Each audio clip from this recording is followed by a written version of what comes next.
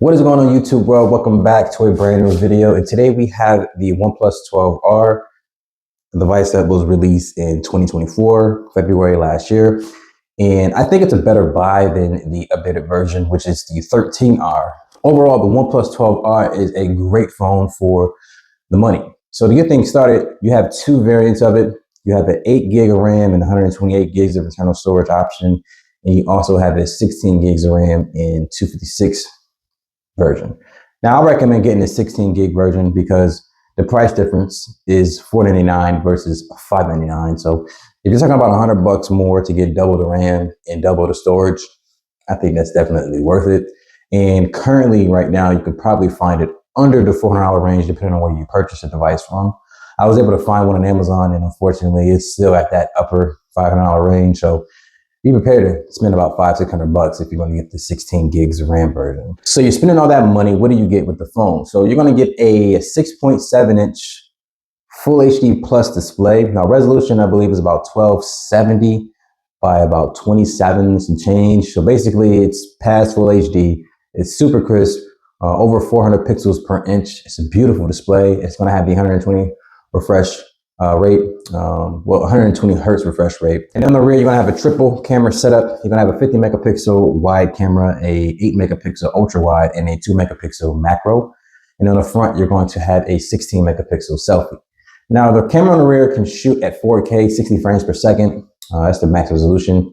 And the front camera can shoot at 1080p 30. Now powering this device is going to be the Snapdragon 8 Gen 2. And it's going to be paired up with the Adreno 740. The battery is 5,500 milliamps and has the capability of 100-watt wired charging. Now, out of the box, you do get an 80-watt brick, but the device does have 100 watts capability. So the difference between 80 and 100, is there, but trust me, 80 watts is plenty fast enough. You will literally watch your phone charge from 30% to about 80 or 90 in about 20-30 minutes. It's insane. You're gonna have a dual speaker setup on this device, Type-C for charging. You're gonna have a SIM tray slot for your SIM. Okay, it's not gonna have a micro SD card slot, so don't expect to put a SIM SD card in there. On the right side of the device, you're gonna have a power button, up and down volume keys. You do get an IR blaster, which is pretty cool. On the left side, you get your alert switch. So the alert switch just allows you to take the phone from silent to, to vibrate, to full-on ringer mode. So with the alert switch, I think it's pretty cool. It does give it a little bit of a difference in terms of Android. Like, not too many Android phone has that option there, and it does feel nice and clicky. Doesn't feel cheap or anything like that. So I do like that feature of the device. First thing I want to discuss is the overall performance of the device. Now, if you've never had a OnePlus phone before, I can tell you guys off rip, it's probably going to be one of the better performing devices you ever experienced. OnePlus prioritizes speed. They want the best performance from all their phones. And let me tell you guys, this is no different from anything else that they put out. Bouncing in and out of applications, multitasking, anything you throw at it, this device can handle it. And there's never a bit of lag. I'm talking about not at all. Like, you'll have to go out of your way to even get it to stutter slightly. But even if you do that, it's going to be very minimal, if at all. I have not done it myself, but you can throw a lot of this phone and it'll handle it, especially with that 16 gigs of RAM. Gaming, streaming YouTube, anything. It doesn't matter what you want to do. This phone will fly through every single thing. Now, the version of the phone that I have is the unlocked version. I don't know if they're on T-Mobile or any US carrier at the moment, but it does work on Verizon, AT&T, it work on any major carrier here in the US. So if you have that question, you don't have to worry about that.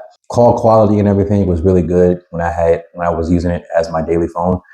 Sending text messages, emails, all that stuff works seamlessly. Out of the box, when I got the phone, it came with Android 14, but it is currently on Android 15. And you're promised 3 years of major OS updates. So Android 15 was the first one. So we're set to get Android 16 and 17 when they do release. So I am happy about that. So that's one thing you don't have to worry about when it comes to purchasing the 12R. You are going to have a couple updates in line for you. So that's one of the reasons why I would say you don't necessarily have to get the 13R. The 13R is just for you if you want the latest and greatest in terms of previous, flagship specs. Battery life. Now, battery life on this phone has been absolutely amazing. You have a 5,500 milliamp hour battery. Screen on time is beautiful in this thing. I mean, you can literally use this phone as hard and as much as you want. Have it on full brightness.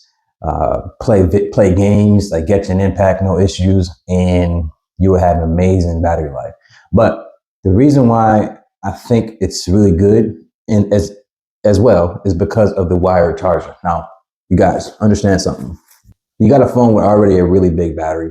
You got a super high res screen, so you're definitely going to be consuming a lot of power. You know, battery shouldn't last as long as it does in this phone.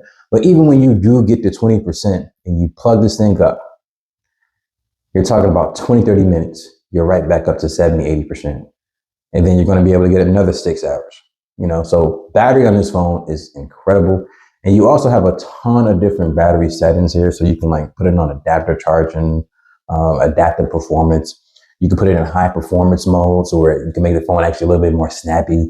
It's just a lot of software features that this thing has that allows you to maximize the performance or maximize the user experience when it comes to the OnePlus 12R.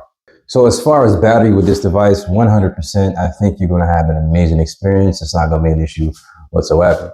Now, the other thing I want to discuss is the camera performance. Now, when it comes to the OnePlus 12R, as I said earlier, it's a 50 megapixel main sensor, an 8 megapixel ultra wide, and a 2 megapixel macro. Now, personally, me as a user, I don't use the macro. So as far as a camera that has that capability, it's not really a big deal to me.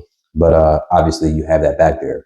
But as far as the photos from the main sensor, you're going to have a great experience. The camera actually produces really beautiful shots. Even with selfie photos, you're going to enjoy the selfie photos as well. In case you didn't know, I've been on YouTube or started my YouTube back again in February. But since that point, I've been recording most of my videos with this phone here. And I've been using 4K, 1080p. The video quality on it is amazing as well. So I think camera performance is actually pretty good. When it comes to the wide angle, that's when it takes a big step down. It's not going to be the best quality in the world, but it does get the job done. You can't shoot in 4K with the wide camera. The only camera you're able to shoot 4K with is the main sensor. So as specified earlier, you do get dual speakers on this phone. Speakers sound pretty good. You know, I don't really have much to complain about. I'm not an audio geek or nerd or anything like that, but I know when you turn this thing up, it does get pretty loud. You do have Bluetooth 5.3. You have NFC in this device. So it's not really too much on this phone or with this phone that you're not missing, or that you are missing, I should say. So when it comes to the OnePlus 12R here, and I probably missed a few things, but the main things, in my opinion, for a device is the overall display quality, the camera on the device, the battery life, the battery charging speeds, and the performance. And also the longevity. I'm gonna add that in there too, because you can buy a phone with some brands out here. You can buy a phone for 1 year and then it would never be updated to a newer software ever again. So that device came out and it's dead on arrival. So in this case, it's not the problem with the OnePlus 12R, but those things that I mentioned as far as the criteria are all really good in this phone. That's pretty much where I'm going to sum up the video here. I just think the OnePlus 12R is still a really good phone to get in the year 2025. But if you guys want to see other content or videos of the OnePlus 12R in the future, let me know in the comment section below. Be sure to like the video, subscribe to the channel, and I'll see you guys in the next one. Peace.